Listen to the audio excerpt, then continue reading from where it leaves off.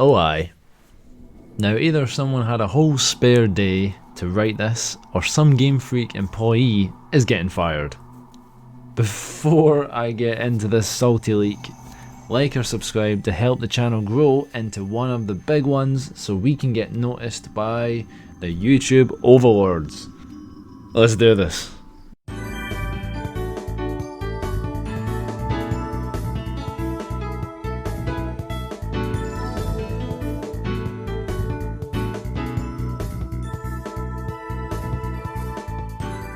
So before I start with this one, it's from 4chan, your favourite, and it's probably a Game Freak employee having fun. So let's just have fun with this. An ominous Legends ZA leak plus some Gen 10. Okay, but okay, so there is like a 4-page of this. This is like massive. So let's just freaking get started, alright? Let's go. Hello everyone. I work for the Pokemon company. That's nice. And while I don't work on the games directly, I do know a lot about what goes on behind the scenes, so I'm here to share some info regarding Legends ZA as well as plans for the Pokemon franchise going forward. Okay, juicy information, let's do this. Unlike what's being speculated, the game takes place in the present day, set a few years after X and Y. Alrighty then, because I have an idea that Legends ZA is a sequel to X and Y. 2 years. The starters are Chespin, Fennekin and Froakie again. Okay, so just Gen 6 starters, fair enough. However, their final stages receive Mega Evolutions. Simple. Who says that we need other starters to be a part of this? Yes, Pokemon Legends Arceus did have 3 different starters, but they could just be the Gen 6 starters. It just could be. You play as new characters named Andrew and Indila. I find that says Indila. Indila. Who are assistants to Professor Sycamore. They eventually join the redevelopment team. Quasar is led by a man named Rico, who has the vision of the new Kalos where people and Pokemon can coexist together. His plan is to extend Lumos City from its original size and install artificial biomes around the city, similar to the terrarium from the Indo disc. Okay, that makes sense. We can go on that. The game is set entirely in Lumos City, as previously stated, but that also includes 5 different areas surrounding the city, which consists of a forest, swamp, desert, coast, and snowy forest. Yeah, I can get behind having biomes, probably like small kind of wild area looking things like the terrarium in the Indigo Disc. Maybe that was a tease to what we're gonna have, like biomes and stuff, artificial ones. The player is tasked to go to these areas, catch Pokemon, collect resources, and clear the boss of each area. Once an area is clear, buildings will be built on top. The player is tasked. Oh wait, that's the same. Once it is clear, buildings will be built on top of said area, and artificial biomes will be installed in order to preserve some of the nature. This expands the city from its original size, and new buildings such as salons and clothing shops get unlocked, and new mission areas. This all sounds cool. It does. It all sounds quite normal that Game Freak would do this. Going inside the artificial biomes, you can find and catch Pokemon not found anywhere else in the game. Okay. Lastly, there are 5 ride Pokemon, just like Pokemon Legends Arceus, which consists of Gogoat for land, Noivern for flight, Lapras for swimming, Rhyhorn for smashing rocks, and Mamoswine for ice travel. Now, if you remember in X and Y, we already had Rhyhorn to smash rocks. We already could ride Gogoat around Lumos City. We had Lapras already, I think it was Lapras already, for surfing, and we didn't have Noivern for flight though. That it was just a random. It was a random bird that came down and you just use your own Pokemon, but it was like a random bird that just kind of came down and like swooped you off. So we had Mamoswine already as well for the ice travel. So they, that's an okay 5. Yeah, I mean, yeah, that could work. Characters from X and Y all make a return, including gym leaders and your rivals, who are older and have careers. I would like that. I would like a bit more progression. This sequel, this Shout sequel right here, and I'm loving this already. But well, is it true? I don't know. Characters from other games such as Luker, Emmett, and many others also appear. Fair enough. Here's the kind of second page to this. It kind of starts off with this is Mega Evolution. Now, to mark the return of Mega Evolution, 34 brand new Megas. 34! Damn, that's a lot. I'm not sure that would be that many, but we'll see. Brand new Megas introduced, spanning all the different generations. The ones with typings near their names indicates they have a brand new typing. So Gem 1 to start us off. Nidoqueen and Nidoking. That does make sense. They do need some redemption. Machamp. Yes, I can see that. It already has the Gigantamax, but we could see a Mega Machamp, right? Okay, Mega Lapras, it has the Gigantamax as well, but that would be pretty cool.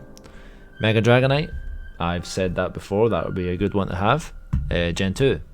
Crobat, lovely Gen 2. In my top 5 Gen 2s. Slowking, yes, Slowbro's already got that, so that would make sense. Miltank, I mean, yeah, I could see a Miltank being Mega. Where's Ariados and Shuckle?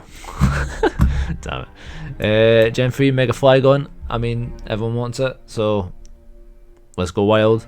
Mega Milotic, oof, that would be cool. Water Fairy, yeah, I can see that.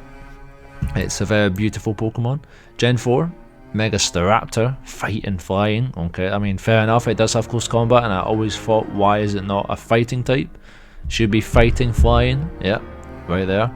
Mega Luxray, Electric Dark. See this?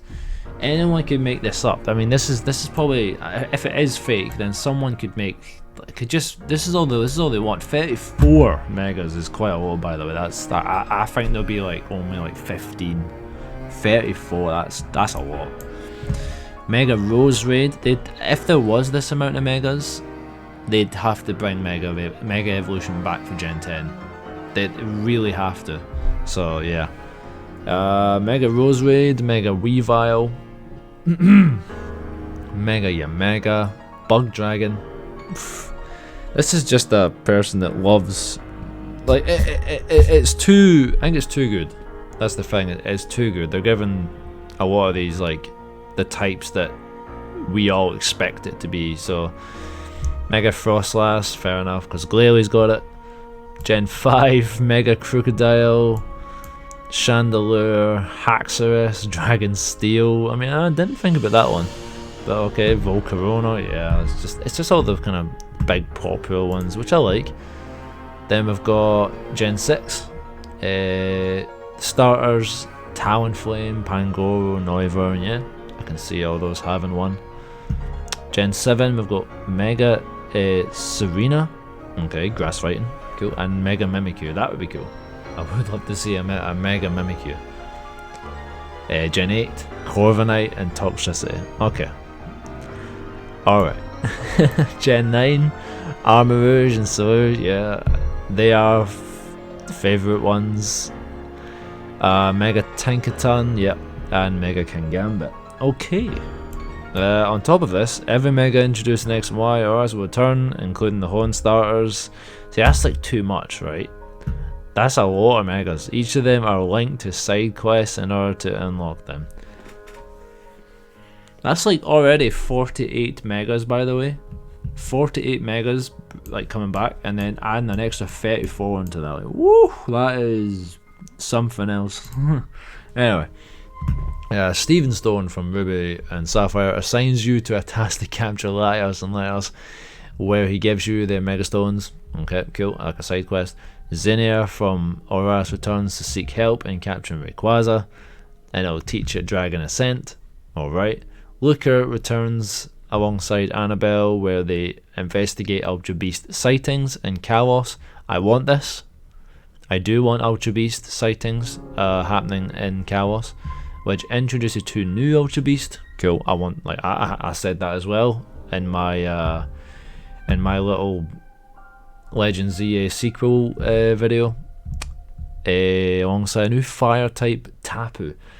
Man, if this was real, this would like literally be one of the most hypest things. Like, this would be so big and like so much stuff. It's too on the point. I think it's probably just someone having a great time and telling us what they really want. Miriam from Scarlet and Violet has a quest where you try and help her set up a class at Lumos Academy. This quest confirms the game is set after Scarlet and Violet. Okay. Lastly, Emmett from Black and White is looking for Celebi in hopes of tracking his brother. And Ingo from in Hisui. What if we could go back to Hisui and like actually reunite Emmett and Ingo? The mission ends with Celebi sending Emmett back to the past to Hisui, and you get to keep Celebi as a war. Okay, it's a cool quest, but look how much there is. There's too much to read here. Jesus, man. We're already like 12 minutes in. The protagonists team up with AZ to try and stop Rico from resetting the universe by getting the help of a new character named Porio, who holds knowledge of the new legendary Pokemon named Azeroth, a squirrel-like Pokemon that is the counterpart of Zygarde. Okay, I mean, fair enough. At the climax of the we're not at the climax yet. That's what.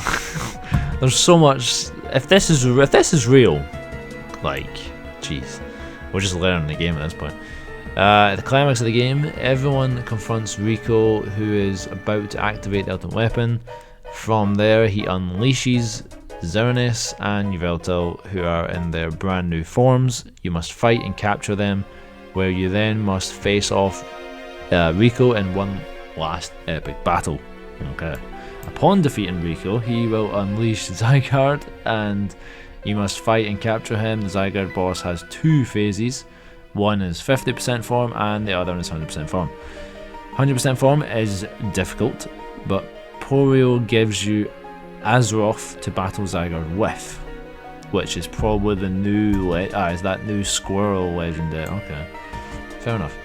After Zygarde is defeated and captured, Rico still manages to fire the weapon, where it hits Kalos and the universe starts to reset. Alright. Cutscene then happens where all the legendaries team up to stop the ultimate weapon by firing attacks at it. Suddenly, an explosion occurs that engulfs everything in a white light. The player then wakes up in a dark void until a light that resembles the one in the beginning of Legends Arceus tells you that the universe has been reset.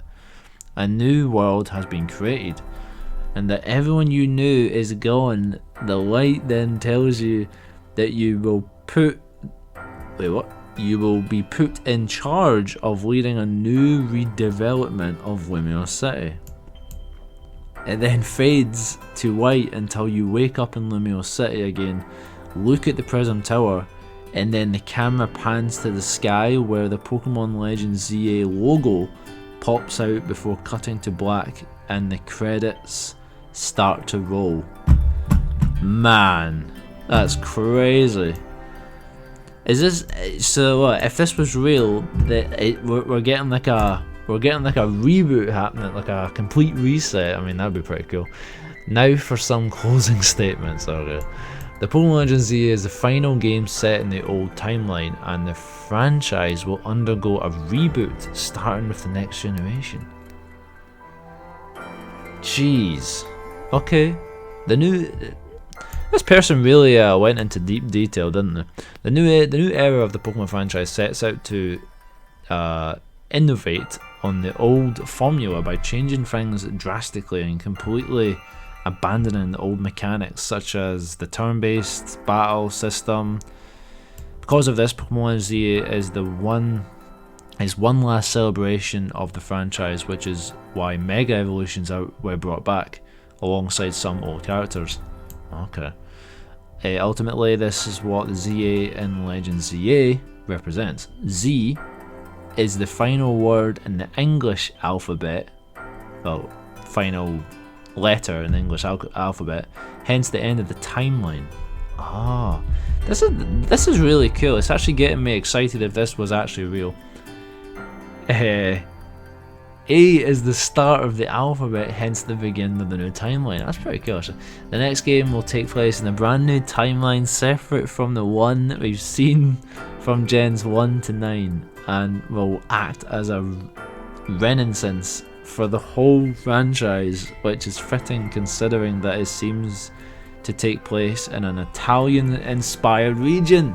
That's what I was talking about in my last video. Italian-inspired region, from what I've been able to gather. That's all I'm able to share, but before I go, I must inform that the next trailer will be revealed in the Pokemon Presents on February 27th. Well, that's understandable, but... Wait, the next trailer? So we're not getting one till... No, we must get something this year.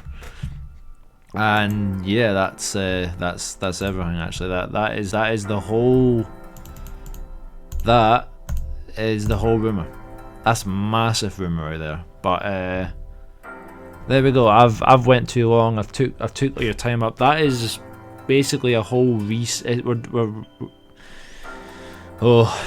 going into a reset for Gen 10. This rumor's trying to say this is one of the biggest rumors I've ever seen. By the way, this is a really big leak. 34 megas. That's mental.